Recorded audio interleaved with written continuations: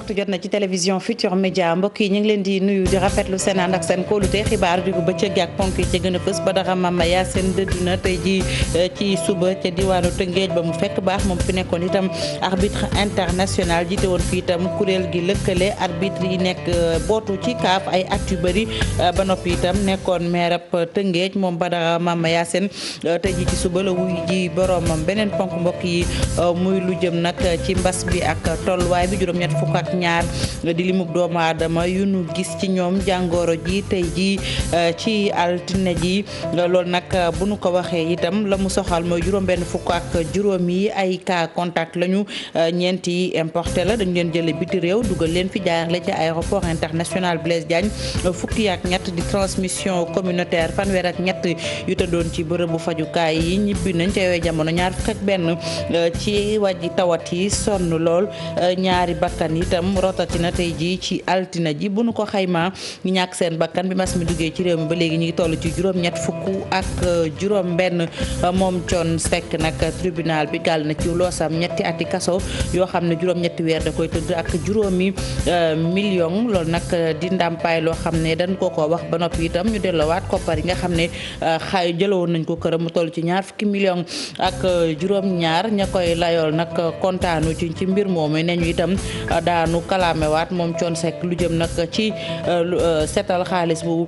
baaxul moom toppee seetu ko ci maanaam daal bàyyi nañ ko ci lu ni mel. Beneen ponk mbokk yi muy lu jëm nag ca la xew tey ji ca gàddaay diggante takk der yi ak ñoo xam ne dañu fay yeewoo bokk na ca la ñu bëgg seeni suuf nee ñu pàkk yooye ñu delloo leen ko am na ci itam ñu ca amee ay gaañu ci way manifesté yi li ci yéeni kaay yeeg Mamadou Mouhamed Ndiaye ngeen taaxi lu ma ñëw léegi ñu faram fàcc.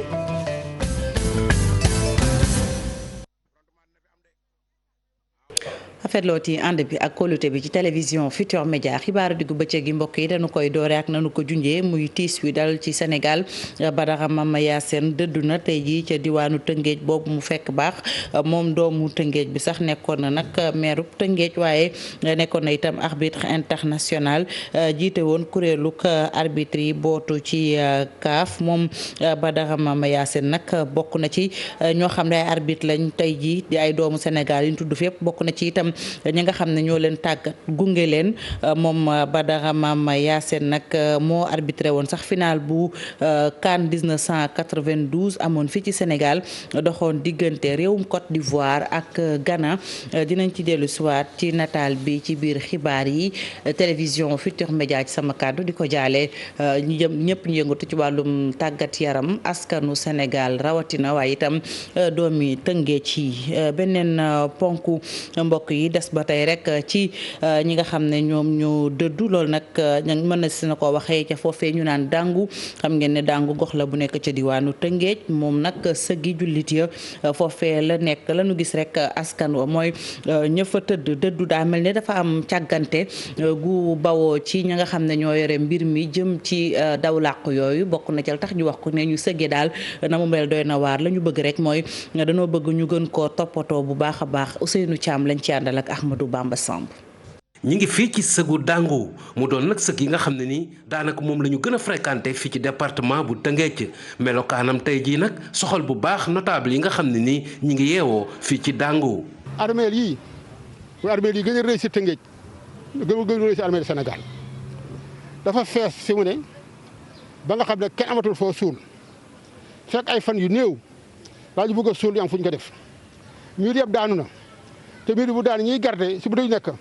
ñooy dégg fële di dugg si salle bi si armeel yi ak i fas ki mala di gas bàmmeel gi ak i bukki amuñu ñu leen téye. ci kàddu yooyu notable àgg ca sëg yu ni mel sax doon na ay jafe-jafe ndax li di melokaanu yoon wi. mais tali bii ay niw dooñu suulte niw yi daanu fi ñu foraat ke te kaw du xasangaat li ma daaw dañu ak maane fii nga xam ne mooy bureau yi ak gardien yi ñu defal ko defaraat ko bu baax ma am ko fi ñu fiy fanaan am ko fi ñu fiy suul am nañu fi ñëw guddi di fi suul ñan lañu fi suul xamuñu ko foo leen di jaar si gannaaw donc ñu jàpp ñëpp demande nag particulier le ministre de l'environnement xam ministre de l'environnement du pour rek àll bi ñun waa Tëngéej ñoo gën a sonn boo dee Bargny wala Sococim gas nañu ko loo xam ne ni ñun ñëpp ñu ngi si danger parce que tremblement de terre mën na fi am. yeneen jafe-jafe yoo xam ni quartier ba ñu ngi koy dund nag yooyu notable yëkkati ko mu jëm ci lii di melokaanu lii di école primaire bi waaye tamit lii di terrain de football yu ndaw yi lu ni mel nag moom moo tax ba yooyu notable di ñaan autorités yi nag ñu wut ay saafara ci nu mu gën a gaawee ci infrastructure publique yooyu nga xam ne nii daanaka léegi mu daanu. Seynou Thiam ñu sant ko bu baax gërëm ko wéel xibaari mbokk yi beneen ponk bu ñu leen junjoon muy mbas beeg tolluwaay bi tey jii ci altine ji li feeñ ci li mu ñuy dundee jàngoro ji ña nga toll ci juróom-ñett fukk ak ñaar juróom-benn fukk ak juróom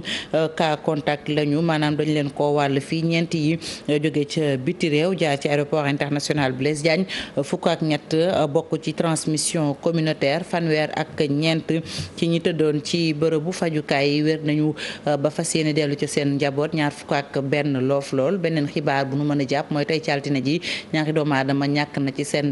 nañu seen bakkan ci mbas mi bu fekk jee limub ñu ko amoon mënees naa wax ni Sénégal ba mbas mi duggee ci réew mi ba léegi ñaari fan ci weeru mars juróom-ñett fukk ak juróom-benn ci bakkan des nañ ci ñu teewlu directeur cabinet ministère de la santé yore kàddu gi docteur Aloyse Waly Diouf. ci junni ak ñeenti fukk test yi ñu def juróom-ñetti téeméer ak ñaar ñoo ci positif maanaam juróom benn fukk ak juróomi cas contact ñeenti cas importé ci aéroport international Blaise Diagne fukk ak ñett yi di ay cas communautaire benn ci Mariste benn ci zone A benn ci Bopp benn ci Yaraax benn ci Ouest Foire benn ci Nord Foire benn ci Almadi benn ci Grand Mbao benn ci Kër Massar ak ñeent ci Kaolack fanweer ak ñeent ci suñu malade yi ñu hospitalisé woon wër nañu bésu tey ñaar fukk ak benn ci suñu malade yi ñu ngi ci suñu service réanimation yi ñaari malade ñàkk nañ seen bakken ci bésu démb muy dibéer ñaar fukki fan ak benn ci weeru juin bi ñeneen ñi des hôpital ñu ngi am tan ci bésu tey dalee ko ci cas bu njëkk ba Sénégal woññi nañ fi juróomi junni ak juróom-ñeenti téeméer ak juróom-ñaar fukk cas yu positif ñetti junni ak juróom-ñeenti téeméer ak juróom fukk ak ñett wër nañ ci juróom-ñett fukk ak juróom-benn ñàkk ci seen bakken mu des junni ak juróom-ñeent téeméer ak fanweer ci suñu hôpitaux yi ñu leen di traité. ministère bi gàlloo wërgu yaramu askan wi ak action sociale mu ngi dolli di ñaax population bi ñu gën a sàmmonteeg digle yi nga xam ne moom la ñuy joxe. mu nu jógee ci mbas mi ak tolluwaay bi ñu wax itam ci leneen muy mbiram Thione Seck moom nag tribunal bi daan na ko fu ñetti ati kaso ba noppi itam juróom-ñetti weer lay tëdd ak juróomi million ci ndàmpaay waaye itam koppar yenu tegoon loxo rek ca këram di ñaar fukki million ak juróom-ñaar itam des koy delloo ba noppi itam loolu di dogal bu tukkee ci juge d'appel bi waaye itam ña koy layool daal mbir mi ànduñu ci bu baax wala boo kontaanuñ ci lu ci mën a am daanu xool naka la ñuy def ba demaat ca kanamu yoon Alhassane Ba lañ ci àndal ak Pape Sangone Mbaye. Maître Alioune Cissé wax ci turu avocat yu Thione Seck mu ngi wane nag ñàkk àndam ci li nga xamante ni moom la cour d'appel dogal mu di ñetti atu kaso nga xam ne juróom-ñetti weer yi kese lay tëdd ak lu toll ci juróomi million ci suñu koppar mu doon ab amende. dañ ko tooñ fekk ay këyit ay morceau ne xaalis la jar war na nekk ay milliards yi dollars xaw ma lan ak lan ak lan depuis 2015 tey la ñu soog a xam ne loolu yëpp du dëgg mais yemuñu ci loolu nee nañu du dëgg xaalis bu ñu jëloon si moom nañ ko delloo waaye war na tëdd 8 mois sur xam nga combien je sais pas à quoi ça ressemble. Thione devait être relaxé purement et simplement. bu weesoo peine boobu njiitalu Ramadane ñu tere ko bépp activité bi nga xamante ni dafa jëm ci wàllum banque lu toll nag ci benn at awakaam yi nee nañu fas yéene wu ñu yem ci fi nga xamante ni moom la cour d'appel joxe comme verdict waaye daañu def li nga xamante ni mooy pourvoi en cassation. am nañu assez de temps pour ça on a 6 jours selon la loi dinañ ci def li ñu ci war a def yëpp te maa ngi lay xamal ne. pourvoi en cassation boobu ñuy xalaat du gulet am na décision bu ñu rendre woon même cour d'appel dossier boobu mu nga cour suprême. pour Alay Jité mi nga xamante ni moom la ñu tuumandoo woon ak Thione Seck ab mandat d'arrêt lañ ko jox wante itam ñu tëj ko lu toll ci juróomi atu kaso ak lu ëpp 1 milliard franc CFA ci ab amende wante itam tere nañ ko mu circuler ci réew mi lu toll ci fukki at. kooku moo nekkoon Alhassane Ba ñu des ba tey ci wàllum yoon ak kuréel gi lëkk la ñuy liggéey ci wàllum yoon di SYTJUST ñoom nag ña ngay wéyal seen ab grève ndax juróomi fan lañu toogoon banque seen yoxo des ko dàbbali teg ca ñetti fan maître Aya Boun Malick Diop la mu rafetlu rek mooy tekk-tekkaaralu seen jëwriñ dañu koy teewloog Alhassane Ba ak Pape Sangone Mbaye. prolongation li amoon semaine bële bi nga xam ne grève nañ ci 5 jours ouvrables. 5 jours ouvrables ba ñu paree gis nañu sunu ministre de la justice maître Malick Sall ba tey fa mu taxawoon ma nga fa ne tekk maanaam daal fas yéene jàmmaarloo ak travailleurs de la justice yi te liñ ci gën a li jaaxal mooy semaine ba la passé ci conseil des ministres président de la république dafa ne ko na nga ubbi waxtaan ak laamiso ak travailleurs yëpp ak frange yi nekk ci justice yëpp te nga créer atmosphère u jàmm mais gis nañu ba tey loolu yëpp faalewu ko ma nga taxaw fa mu taxawoon maanaam tax ndiggam fas yéene xeex ak ñun nag comme ay Sénégal lañu comme moom ëpp ñu benn droit ci dëkk bi dañoo décider jàmmaarloog moom ba am gain de cause ni mbir mi nag dafa am ay faucons yu nekk ministère de la justice ministre bu ñëw nañ la jéem a piège ba nga dugg ci genre de combat yi balaa ngay comprendre fekk c'est trop tard c'est dommage on l'a vécu mais c'est comme une malédiction qui nous suit gouvernement bi nag surtout président Macky Sall la ma waroon def yëpp def na ko boo xoolee ay réformes yoo xam ne macha allah président Macky Sall ak le gouvernement l'avait réussi ils avaient réussi le pari d'éradiquer les grèves pari yi nga xam ne réussiroon nañu pari dindi grève ci justice bi mais malheureusement Malick Sall ñëw na changé na donne bi kon boog ñun ñi ngi nekk ci xeex bi te di ko wéyal ba yàlla di ñu jox victoire. bu ñu jógee ci grève SYTJUST bi dañuy dem ca bët saalum réew mi gox bu ñu naan Sédhiou brigade de gendarmerie ba nag teg na loxo lu toll ci 200 ak fanweer ak juróomi kilo yamba loolu nag ci suba cuuy lañu ko amal ñoom takk der ya ab dàqanteeg jàmmaarloo lu na amaloon diggante ñooñu nga xam ne ñoo yoroon boobile sinébar ba tax na sax nag teg na ñaari doomu aadama loxo ba noppi itam ay jumtukaay yu ci mel ne ay vélo ki moto itam teges na ko loxo ñoom takk dere rek di sàkku ci kilifa yi ngal yamba boobu ñu taal ko ndax fi mu ne ni daanaka amatuñu fuñ ko def lépp benn ci tonne jàppees na ko fa ci ab liggéey bu aju ci mbir moomu ca Sédhiou Bakary Konté ak Khali Jamé ñoo fa toogal télévision Futurs Médias. gendarmerie bu Sédhiou ñoo amal ay patrouilles ay zone de contournement nekk fii ci diwaanu Pakao gendarmerie daal di jàpp 235 kilogrammes ci ay chanvre indien loolu nag nekk na yamba boo xamante ne ñu moom la ñuy jàpp ci diwaanu Sakar. xam nga temps yi comme Covid bi depuis bi mu commencé ba léegi chaque jour brigade dañuy def ay patrouilles mais démb dañoo xalaat ne patrouille bi souvent ñu ngi koy def ci kaw tali bi te xam na ni comme zone bi zone trafic la te gis nañ tali bi kenn jaaratu fi ñu ne nañ wàcc tali bi. donc bi ñu nekkee ci tali bay côté 3 heures du matin lañ wàcc ñu ne nañ dugg ci piste yi parce que amoon nañ benn agent de renseignement bu nga xamante ni moom dañuy faral di liggéeyal mu décrire ñu benn secteur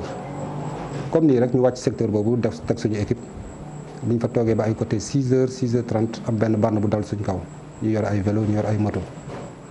bi ñu dalee suñ kaw bi ñu leen songee aussi bon ñu mujj si immobiliser ñaar jàpp ci ñoom 235 kilogrammes de chanvre indien mais am na tamit ñeneen ñu nga xam xaw rëcc nañ mais loolu daal moo tax ñu def opération bi parce que bon xalaat nañ ni kaw tali bi période bi la mais comme tali bi période bi li ñu nekk ci tali bi yëpp gisante wu nag ñoom moo tax ñu yokk suñu xam-xam ak suñu xarañ jéem a activer suñu réseau de renseignement yi ba xam ni jaaratuñ ci kaw tali bi am na beneen yoon bi ñuy jaar ci dëkk bi ñuy wax Sakar ci ginnaaw Sakar am na ay yoon yu ndaw yu nga xamante ni pour oto bi dugg fa sax problème la. depuis at bi door ba léegi élément commandant Abdoulaye Sy jàpp nañ lu jege ci tonne ci ay yamba loolu nag ñi ne amatuñu espace boo xamante foofu lañ ko mën a denc ñu bëgg nag autorités yi daal leen jàppale. autorités yi tey li ñu leen di ñaan mooy jéem a dajale kii bi produit bi pour ñu mën def incinération parce que produit yi bari na ci magasin yi te magasin yi xat na xat boo xamante ni pratiquement li ma saisir ni tey gis ngeen ko duma am fu ma ko dugal. ñaar nit lañ jot arrêté benn Bissau Guinéen ak benn sénégalais bu dëkk ci Vélingara gendarmerie di ñaan population ñi daal di dénoncer ñëpp ñoo xamante nekk nañ ay jaaykati yamba loolu nag bu amee ñi daal di éliminer loolu nekk trafic yamba fii ci diwaanu Pakao. Bakary Konté jërëjëf beneen ponk mbokk yi bu ñu leen junjoon muy coowal suuf loolu nag tax na rek ba jàmmaarloo bu mitti amoon tey ji ci suba ca gàddaay diggante takk der ak ñenn ci askan wa bokk na ca la nu bëgg ñu delloo leen nee ñu seeni suuf am na nag ñoo xam ne am nañ ci ay gaañu yu mitti nee ñu te itam dañoo bokk ci way manifester yooyu dinañ ci ñëwaat ci suñu yeneen jotaayu xibaar ak Salif Sow mi toogal groupe Futurs Médias ca banlieue bu Ndakaaru ñu des ba tey mbokk yi ci coowal suuf bi yoon nag ma nga amee foofee ca diwaanu Diass dëkk bu ñu naan Kandam askan wa lañu wax mooy lu toll ci juróom-benn fukk ak benn ci hectare bu nu yaafu seetu ci daañu ko ñàkk ndax dañoo gis ne ay boroomi doole dañoo taxaw ngir dagg ko tabax ak def la leen neex te loole itam lañu ne duñu ko nangu tey duñu ko nangu ëllëg tax ñu xëy amal ab toogaanub ñaxtu dañ ci ànd ak Abdourahmane Diallo ak Mamadou Gueye toogal télévision Futurs Médias ca Mbour Gueye. juróom benn fukk ak benn hectare waa Kandam bëgg ñu delloo leen ko ñoom mi dëkkee ci commune u Diass ñu xam le ni bërëb bii nga xam ne ab gare gros porteur lañ ko waroon a def fi mu ne nii nit ñi commencé nañ fa tabax. fii forêt ya classé la en 2010 le président Wade déclassé une superficie de 61 hectares pour jagleel ko benn entreprise bu ñu wax entreprise générale des gros porteurs industrie. mais bi président Sall ñëwee moom dafa jël projet boobu yóbbu ko à Diamniadio muy la gare des gros porteurs bon depuis boobu ba léegi cet espace moo ngi fi ñoo ngi koy coqati ndànk. ñu dëkkee village u Kandam di wax ni waa mairie wax nañ ni du ñoom ñoo joxe bërëb boobu li ni mel sax a tax ñuy wax ak nguur gi. mairie bi am nañu ak moom ñaari rencontre benn bi c'était en 2013 benn bi c'était en 2017. mais à chaque fois bu ñu ko waxee ci wàllu cet espace li mu ñu wax mooy ba léegi moo ngi ci décret donc moom tant que dindiwuñu décret bi du si mën dara ba loolu moo tax ñun bind nañu des correspondances au niveau des autorités compétentes pour expliquer leen site bi li nga xam ne vraiment moom moo fi nekk ak pour ñu mettre ko à la disposition de la population. collectif bi nga xam ne dafa jëm ci aar intérêt yu Kandam di xam le ni xeex bii fas yéene ci dellu ginnaaw benn yoon ndax nag bërëb boobu mooy benn bërëb bi nga xam ne moo leen dese ci suuf. Abdourahmane Diallo coow loolee itam daa mel ni fayut benn yoon ci fu ñu naan kawoon foofee itam ay ndaw daal di taxawal nag kuréel dippee ko aar sunu gox ñoom it li nu bëgg rek mooy ñu delloo leen pàkk bu yaa boo xam ne toll na ci benn ci hectare kanu ko jox itam la nu bëgg rek nee ñu mu delloo leen ko ndax askan waa ko gën a yittewoo te itam ñoo ko gën a yellool ndaw ya la ñu wax nee ñu kilifa bu ne fëgg nañ sa bunt waaye la nopp mënta dékk mooy kàddu yi nga xam ne dañ leen koy jox muy ay tontu ci ñu ngi sàkku rek ci nguur gi mu àddu ci mbir mi Aliou Diouf kenn la ci ku yor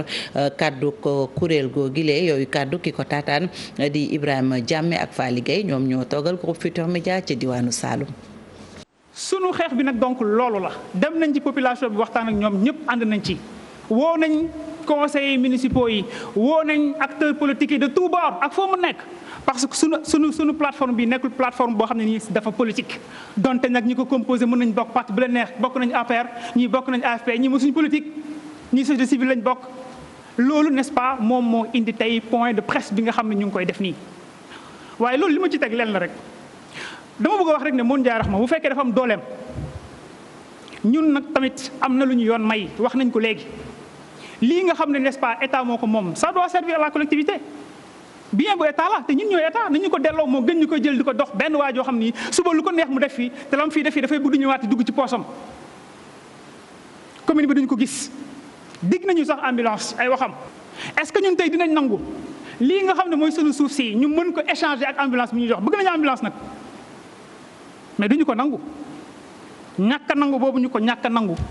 moom moo waral lépp loo xam ne yoon may nañu ko ñun daanu ko def moom di Mohamed Ndiaye Rahma mi mu tudd nag ci mbir moomu mi ndaw yi tudd sax ci mbiram suuf soosee nag Ibrahima Diame sunu ndaw jokkoo nag moom ci téléphone bi waaye la mu wax rek mooy fi mu ne nii daal bëggu guccee gum antu ñu wax itam leneen muy askan ya nekk ca buntu bag nekk ca Richard Toll ñoom it danoo mer ba futu bokk na ca lanu mer mooy pont bi nga xam ne moo dox diggante Richard Toll ak yenn ci gox yi nga xam ne ñoom ko war des koo tëj soxna ya ne mënatuñoo dem mënatuñoo dikk te itam lii bu dàkkul daañu wàcc ci route nationale bi wane seen naqar ca diwaanu Ndar Géej Ousseynou Diop lañ fay fekk ak Adib Seck. askan wi nekk ci buntu ba ci Richard Toll mer ba futu lu ñu def ndaxte nee nañu seen pont bi nga xamante ni fa la daan jaar jamono jile loolee mënatul ne ndaxte dañ ko tëj te am na ay waxtu yoo xamante ni kenn mënatu fa jaar bu dee ni sax da ngay dem ci l'hôpital yi loolee léegi daf leen tëj ñoom nag daal na ñu joxañ baaraamu tuuma kilifa yi nekk ci gox bi. loolu mooy retour bi yoon noonu soxla nu may suñu jàmm jigéen ñaa ngi awat ci àll bi ku fi def sax boo leen def fan nañu koy defee ñooy jigéen dootul am doom ci àll kon nuy dimbali laa war a suuli nu man faj dox suñu soxla seet maayu nu defuñu dara du nuy faj suñu soxla mais mun dem dafay 6 000 chaque jour amuñu ko. dajaleeg nit ñi dafay dajeeg nit ñi ci biir kase bi mu di leen agressé soo bañee mu jëlee la pistolet def ko ci sa nopp boo ko joxalee 6 000 mu yóbbu la police nga fay 6 000. ñeneen ñu yëy yàbbi ci mbir mi mooy ñii di jigéen ñi ndaxte ñoom nee nañu dañu mel na ku delluwaat ci jamonoy maam dem jëli seen ay rendez-vous wala boog ñu dem ci hôpital yi yimbee fa loolee nag nee nañu léegi mënatul ne. soo ambee juróom-ñeenti weer nga war dem rendez-vous doo dem nga tegale ñetti rendez-vous doo dem ngir lan ngir ñàkk fu ngay jaar soo naree dem rendez-vous le 20 le 10 ngay commencé di wàcc ndax amoo fooy jaar dégg nga war am doom nga dugg oto dem ba si yoon bi ne soor delloo la ni la doo dugg man nga am doom si biir oto bi mën nga dellu ba sa biir mbaar am fa doom te buntu baat bi ne case santé sax amuñu ko. askan wi nekk ci buntu baag nee nañu la ñu bëgg mooy ñu ubbi pont bi ndaxte waxtu yu ñu koy tëj jamono jooje ñu ci bare mën nañ ko soxla leneen loo xamante ni yéen nañ ci yàbbi mooy l'école bi ñu ni ñeenti at a ngi ni le ñu tëj ko tax sax ñu ñaan kilifa yi ñu wàllu leen. Seyni Diop ñu sant la gërëm la xew itam ca buntu baag moo xew ca diwaanu Koumpentoum foofee itam askan wa dañoo xëy wàcc ci mbedd mi bokk na ca la leen naqare wala mënees na ne loolee moo tax ñu wàcc ci mbedd yi mu ñàkkum ndox ma nga xam ne ñu ngi koy dund fan yi yëpp ñu jeexaleek nañ leen ko waxe woon ca njalbeen ga Mbadara Mama Yacine wuy ji na boromam tey ji ca diwaanu Tëngéej moom mi nekkoon ay jamono arbitre international bu ñu fàttalikoo Sénégal 1992 diggante Côte d'Ivoire ak Ghana di final Coupe d'Afrique boobu moom doonu Sénégal bi moo ko arbitré woon nekkoon na itam maire Tëngéej nataal bi la ñuy teewlu.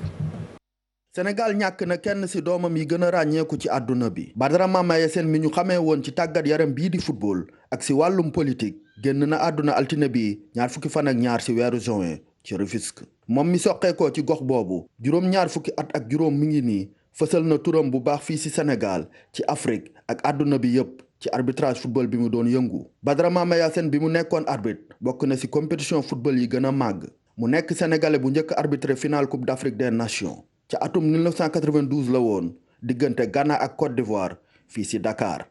ginnaaw ay jalooreem ci biir terrain football yi bi mu retraité dafa def pas-pasam yépp ci dimbale ak jëmmal bu baax arbitre football yi ci Sénégal ak ci Afrique ci noonu mu jiite fi benn commission centrale des arbitres bi muy joxe expérience am ak di weccoo xalaat ak ndaw yi yëngu ci arbitrage Badara Mama Yacine ginnaaw bi ko Mawade Wade recommandé Issa Hayatou liggéey na lu yàgg itam ci biir CAF Confédération africaine bu football fukki fan ak juróom ci weeru mai atum 2013 ñu tabb ko vice président kuréel boobu mu jiite wàllum arbitrage mu nekk fa ba atum 2017 ci noonu mën nañu jàpp ni Badara Mama Yacine yëngu na ci football lu toll ci ñeent fukki at ci beneen wàll itam mu ngi woon ci politique bi atum 2009 ñu fal ko maire bu Rufisque juróomi at mu jiite dëkkam ginnaaw gi ñu tabb ko ci Haut Conseil des collectivités territoriales ba nu mu fi jógee yàlla na suuf woyof ci kawam ca sëg yi ci dàngu ci Rufisque. amin yaa rabbi Cheikh Sadbou Diarra moom Badara Mama Yacine ñu jàllewaat ko rek Sénégal rawatina itam Tëngéej ga mu fekk baax di ñaan borom bi mu jéggal ko bépp rëcc moom ak mbooleem way daw làq bu mu fekk barzaq yegg si nañ ci ponk bu mujj bi li ci yéeni kaay yeeg Mamadou Mouhamed Ndiaye. jërë ngeen jëf suul pétrole du ko tere xeeñ coowal Petro-Tim beek pétrole beek Aliou Sall ak BBC ak Frank Timis moo xëy di gilli ci xët mu njëkk l'Observateur ubbil yéenekaay bi juin 2019 juin 2020 atum yàlla bi ñu fi sulee coowal pétrole bi ak léegi BBC defoon fi reportage bu mu tuddee woon Sénégal un scandale à 10 milliards ba yëf ya génne ñu koy jaaba jonge ak di ko mbambu ci réew mi doon ca tuumal Aliou Sall rakki président de la République di ca wax ne l'homme des affaires bii di Frank Timis da ko caa joxoon xaalis bu bari jaare ko ci société bu ñu naan Agritrans te moom Aliou Sall moom ko dossier ba teere ji ca yoon mujjee ca taabal yu doyen di 6 gannaaw ba ko procureur général auprès cour d'appel Dakar saisiré woon boobee ba léegi journal l'Observateur nee nañu mbir yi dafa mel ne lépp dafee nar a doxe tàbbi géej ndax waxatuñu lu ci jëm ñaar fukki témoin ak juróom-benn jot nañoo dem ca dikk waaye fu mu mujj moo di plainte contre X Aliou Sall mi ñu ciy tuumal ba léegi kenn neewu ko bi jaaratin Ndeye Fatou Diop Blondin bokk ci aar la ñu bokk ne ñu ci xët bu njëkk l'Observateur du nguur gi fi nekk ñooy leeral mbir yi Mamadou Lamine Diallo bu tekki mel ne ku naan ko kon ñu xaar ba cay topp rek waaye mbir yi moom ala kuliyal dana leer li leer te leer libération nañu moo di jàngoroy coronavirus gi ci réew mi fawul ñoo ngi koy seetaan muy gën di rakkaaju di faat nit ñi di dem rawatina ci semaine bii ñu weesu ndax ci juróom-ñaari fan yi ñu génn ñaar fukki doomi aadama ak ñeent faatu nañu ci réew mi ndax coronavirus bi ci week-end bi ñu génn wàññi nañu ci réew mi yeneen juróomi néew léegi suñum réew di Sénégal mi ngi ci juróom-ñett fukki doomi aadama ak ñeent yu fi faatu ndax covid-19 bi Vox Populi nañu bilan bu dis gann moo am ci réew mi ci corona bi ci week-end bi ñu génn ñaari téeméeri cas ak ñeent fukk ak juróom-ñeent ñaar fukki cas garaaw ak benn ak juróomi néew journal La Tribune xëy dañu dëggalal xibaar bi ci xëtamu njëkk ne ñu ñaar fukki dese ak ñeent ñaar fukki cas garaaw ak téeméeri cas communautaire la ñu am ci week-end bi ci kaw loole yéenekaay bi de La Tribune bind na ci xëtamu njëkk ne kuy wër cas communautaire ci réew mi demal ci assemblée nationale pencum ndawi réew mi ab cas communautaire la assemblée bi am ci réew mi mu di 13e législature bi fi nekk xamuñu fan la ñu ko jëlee ab législature du ko gën a yaafus ne boobee ba léegi bari na yuy xew ci réew mi te kenn déggul assemblée nationale mu yëy yàbbi ci coowal suuf laa ngi ne kurru ci dëkk bi waxi Senelec ak Akilee lëmbe réew mi coowal aide alimentaire bi di fi mbambu assemblée nationale ki député mel na ñu ko yëgul Louis Faidherbe ba ay sëtam ndax yëg nañu liy yoot seen statut Mame ba ca Ndar Sud Quotidien nañu foofee ca diwaanu Ndar bari na ay ñaxtoo ki xultu yoo xam ne ña koy def li ñu bëgg moo di statut Faidherbe bu bay sampe ca Ndar bañ fa sampeeti ba ci imam ratib bu Ndar Sud nee nañu mi ngi sàkku ñu jële fi statut ba président groupe parlementaire Benno Bokk Yaakaar ba woon di Moustapha Diakhaté nii ci Sud Quotidien déjjëte statut Faidherbe ba ca Ndar jëlee ko fa du lu ñuy négocier ba di ci masla amu fa benn njariñ lu dul yokku naqar ak xol bu jeex Sud di laaj bu ñu noppee ci statut Faidherbe ba ca Ndar nu ñuy def ak Demba ak Dupont di statut tirailleur bi sampe fii ci Ndakaaru Le Quotidien nañu li fi tubaab bi bàyyi woon jamonoy colonisation ba tey te ñu ne dañuy seet ni ñu ko dindee mu di mbedd yeeg ci place yu nekk fii ci réew mi te ñu jox leen ay turi tubaab wax joojee ba ñu ko waxee ak léegi daanaka fa ñu ko waxee woon fa la yem mbir yi demul cëng dikkul mbay-laar ca Ndar ak ca Tëngéej ci tàmbali woon nañ ko fa waaye yeggul ca Gorée moom maire ba di maître Augustin Senghor nee na mbedd yàq turi tubaab yi ñu yor kenn du ci laal dara noonee la ñu koy bàyyi ñu bàyyi ko ñu nit ca dem seeti Pape Samba Mboup ci la Sénégal journal bi mi ngi ñuy xamal ne moom Pape Samba Mboup mi ngi xàllal Macky Sall aw yoon ngir mu mën a am 3e mandat ci réew mi nee na su Macky Sall taxawoon tey jii ne dafay wut 3e mandat gisul lu ko tee mën a am mu ne fii ñu toll bu amoon lu ko bëgg moom Pape Samba Mboup dafay nekk ci wetu Abdoulaye Wade taxawu ko rawatina ci jamono yi nga xam ne yombul ci moom Pape Samba Mboup wax journaliste L'As ne def nay jéego ngir gisee ak Abdoulaye Wade waaye li ñu ko wax moo di góor gi du sawar kenn ngi kook jamono ji wute